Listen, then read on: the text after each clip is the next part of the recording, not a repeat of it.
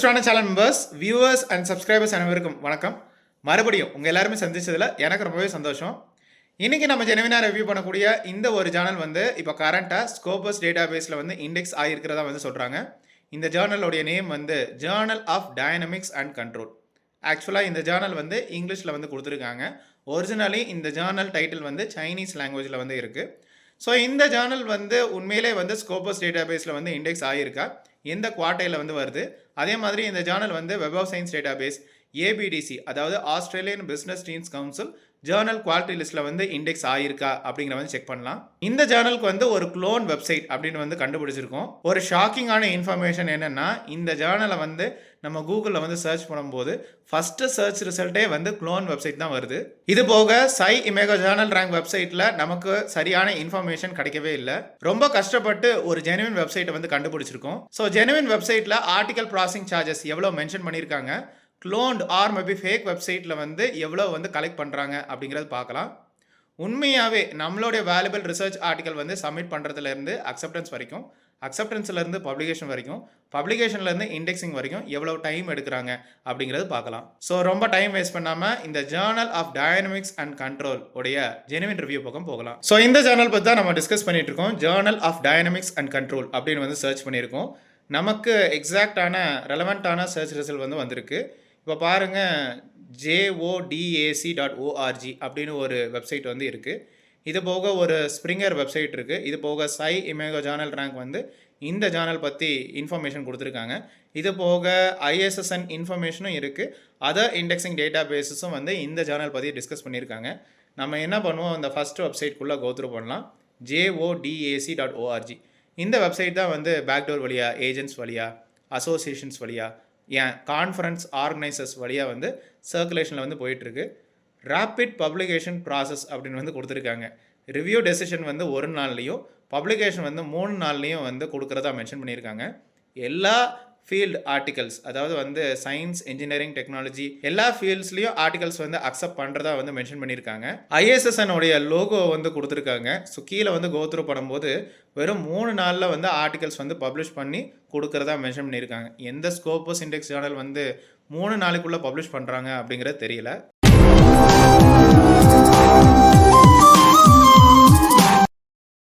இப்போ current issue வந்து go through பண்ணும்போது வால்யூம் 9 இஷ்யூ நம்பர் 5 2025 அப்படின்னு பார்க்கும்போது நமக்கு வந்து ஆர்டிகல்ஸ் வந்து இருக்குது.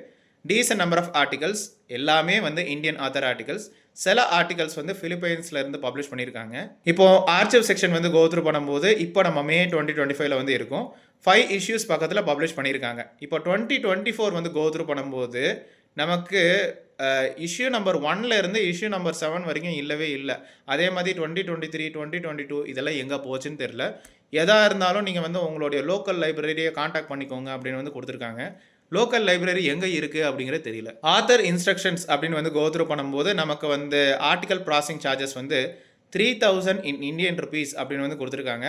ஆர் $40 அப்படின்னு வந்து கொடுத்துருக்காங்க. இந்த $40 அப்படிங்கிறத நம்ம டிரான்ஸ்லேட் பண்ணும்போது, கன்வெர்ட் பண்ணும்போது நமக்கு 3500 இன் இந்தியன் ருபீஸ் பக்கத்தில் வருது. ஸோ எந்த ஃபாரின் ஜேர்னல் வந்து இந்தியன் ருபீஸில் வந்து அமௌண்ட் வந்து கலெக்ட் பண்ணுறாங்க அப்படிங்கிறது தெரியல. ஸோ இந்த சார்ஜஸ் வந்து DOI editorial charge production cost அப்படின்னு வந்து கொடுத்துருக்காங்க. இது வந்து ஒரு ஓப்பன் ஆக்சஸ் ஜேர்னல் அப்படிங்கிறத மென்ஷன் பண்ணியிருக்காங்க. பட் டெக்னிக்கல் டீட்டெயில்ஸ் வந்து பார்க்க முடியல. எடிட்டோரியல் போர்ட் செக்ஷனில் வந்து நமக்கு எடிட்டர் இன் சீஃப் இன்ஃபர்மேஷன் இல்லை.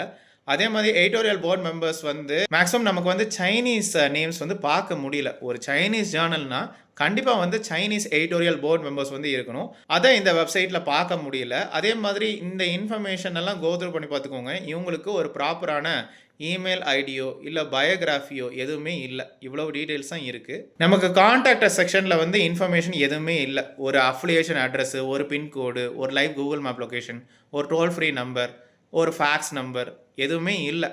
ஸோ எந்த கண்ட்ரியிலேருந்து இவங்க இந்த வெப்சைட்டை ஆப்ரேட் பண்ணுறாங்க அப்படிங்கிறது தெரியல. சப்மிட் யுவர் ஆர்டிக்கல் செக்ஷனில் வந்து, அதாவது ஆன்லைன் சப்மிஷனில் வந்து நமக்கு ஜஸ்ட் ஒரு பிளாங்க் ஃபார்ம் தான் இருக்குது. நம்ம அக்கௌண்ட்டை க்ரியேட் பண்ணணும், லாகின் பண்ணணும் அப்படின்னு எதுவுமே இல்லை. ஸோ இந்த இன்ஃபர்மேஷனை தெரிஞ்சு வச்சுக்கோங்க. இந்த ஸ்ப்ரிங்கர் லிங்க், அதாவது international journal of dynamics and control, இந்த வெப்சைட்டுக்கும் நம்ம இன்னைக்கு ரிவ்யூ பண்ணுற வெப்சைட்டுக்கும் எந்த வித சம்மந்தமும் கிடையாது. peerref.comல வந்து ஒரு இன்ஃபர்மேஷன் கொடுத்துருக்காங்க. நமக்கு வந்து ஜேர்னல் இன்ஃபர்மேஷன் மட்டும் தான் இருக்குது. பட் வேறு அதர் டீட்டெயில்ஸ் வந்து பார்க்க முடியல. ஆனால் ஒரு இன்ஃபர்மேஷன் கிடச்சிருக்கு. அதாவது பப்ளிஷர் நேம் வந்து ஒரு சைனீஸ் நேம் வந்து கொடுத்துருக்காங்க. அதை வச்சு நம்ம சர்ச் பண்ணி பார்க்கும்போது அகெயின் நமக்கு ரெலவெண்ட்டான சர்ச் ரிசல்ட் வரல. ஒரு சைனீஸ் வெப்சைட் அப்படிங்கிறது தெரியுது, எந்த வெப்சைட்னு தெரியல. எப்படியோ கஷ்டப்பட்டு இந்த பர்டிகுலர் வெப்சைட்டை வந்து கோத்ரூ பண்ணிட்டோம். பெய்ஜிங் இன்ஸ்டியூட் ஆஃப் டெக்னாலஜி, அதாவது pure.bit.edu.cn, இதில் வந்து ஒரு இன்ஃபர்மேஷன் கொடுத்துருக்காங்க. ஒரு டைட்டில் இருக்குது, அதே மாதிரி நமக்கு ஒரு அப்ஸ்ட்ராக்ட் இருக்குது, journal of dynamics and control அப்படின்னு வந்து கொடுத்துருக்காங்க.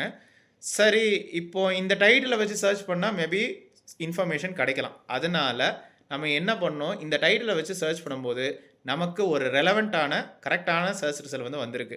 இப்போ பாருங்கள், ஒரு வெப்சைட் இருக்குது. இது போக pubs.cstam.org.cn இதில் வந்து ஒரு இன்ஃபர்மேஷன் கொடுத்துருக்காங்க. இந்த வெப்சைட் வந்து ஆக்சுவலாக ரீடைரக்ட் பண்ணுறதும் இந்த வெப்சைட் தான். சரிங்களா? ஸோ இதுதான் வந்து ஒரிஜினல் ஜென்யூன் வெப்சைட்டாக இருக்கலாம். ஸோ இது வந்து dlxykzxb.cnjournals.net.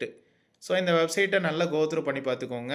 மேபி ஒரு சைனீஸ் வேர்ஷன் மாதிரி இருக்குது, ஆனால் சைனீஸ் டொமைனாக இல்லை, .cn அப்படின்னு வந்து இல்லை. சரிங்களா? கீழே வந்து கோத்ரூ பண்ணும்போது நமக்கு வந்து ஒரு கரண்ட் இஷ்யூ அப்படின்னு வந்து இருக்குது.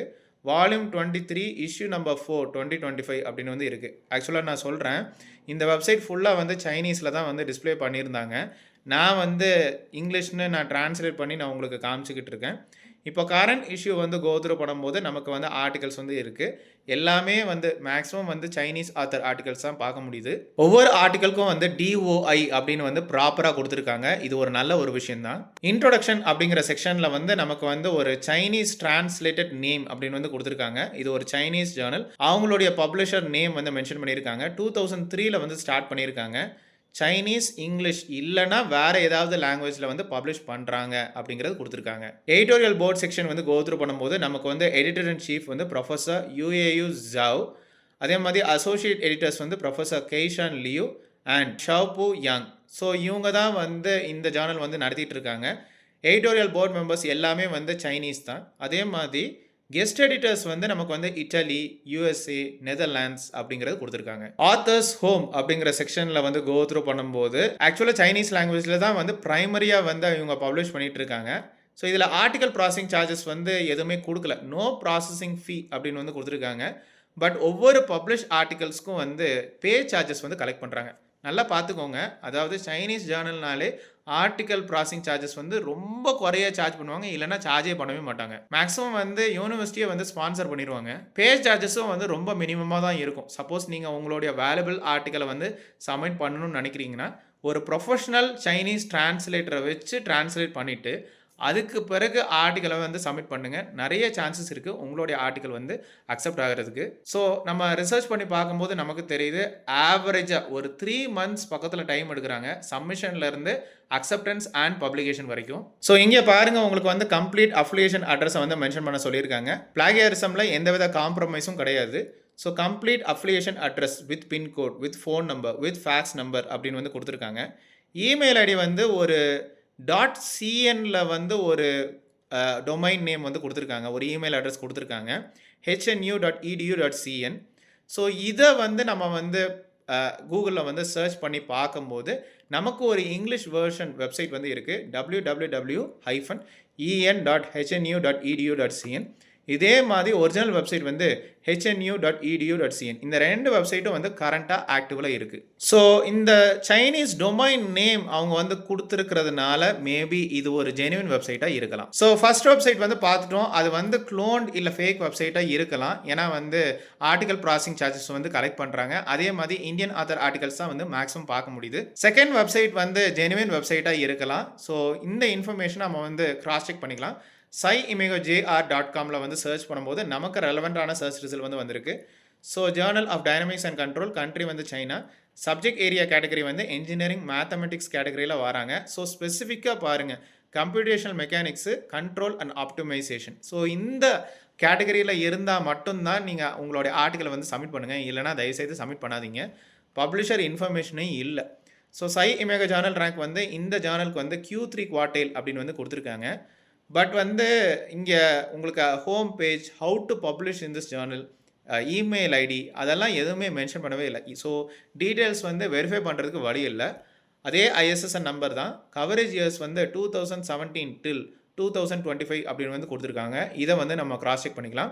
ஸோ இந்த குவார்டைல்ஸ் வந்து பார்த்துக்கோங்க. கம்ப்யூட்டேஷனல் மெக்கானிக்ஸில் மட்டும்தான் இவங்க Q3 குவார்டைலில் வராங்க. சப்போஸ் நீங்கள் வந்து கண்ட்ரோல் அண்ட் ஆப்டிமைசேஷன் கேட்டகரியில் உங்கள் ஆர்டிக்கலை சப்மிட் பண்ணுறதாக இருந்தால் அக்செப்ட் ஆகிட்டு பப்ளிஷ் ஆகிட்டு அப்படின்னா நீங்கள் Q4 குவார்டைலில் தான் வருவீங்க. ஸோ இந்த ஜேர்னலுடைய 2 year 3 year and 5 year statistics வந்து பார்க்க முடியுது.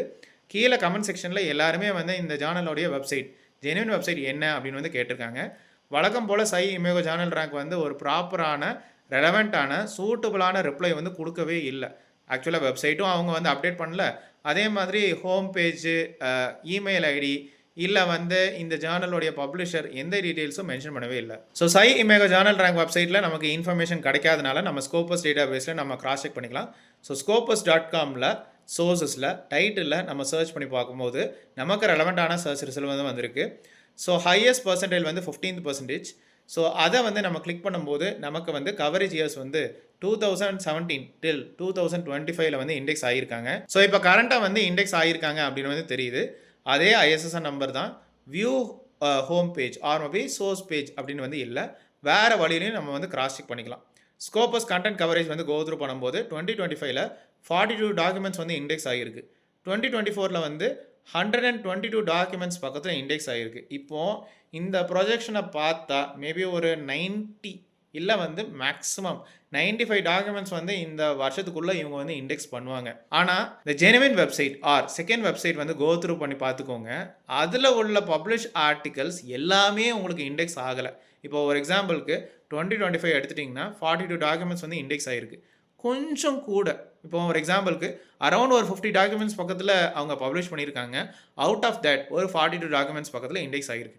அதே மாதிரி 2024 நீங்கள் எடுத்து பார்த்துட்டிங்கன்னா 122 டாக்குமெண்ட்ஸ் வந்து எக்ஸாக்டாக அவங்க பப்ளிஷ் பண்ணல. கொஞ்சம் கூட அவங்க வந்து பப்ளிஷ் பண்ணியிருக்காங்க. அதில் இருந்து 122 டாக்குமெண்ட்ஸ் வந்து இண்டெக்ஸ் ஆகிருக்கு. ஸோ எல்லா ஆர்டிகல்ஸும் வந்து இண்டெக்ஸ் ஆகலை அப்படிங்கிற வந்து தெரியுது.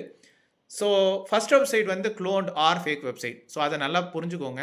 ஸோ இந்த ஃபஸ்ட் வெப்சைட்டில் அதாவது வந்து ஃபஸ்ட்டு சர்ச் ரிசல்ட் வெப்சைட்டில் நீங்கள் ஆர்டிகல்ஸை வந்து பப்ளிஷ் பண்ணியிருந்தீங்கன்னா அது எதுவுமே இண்டெக்ஸ் ஆகாது.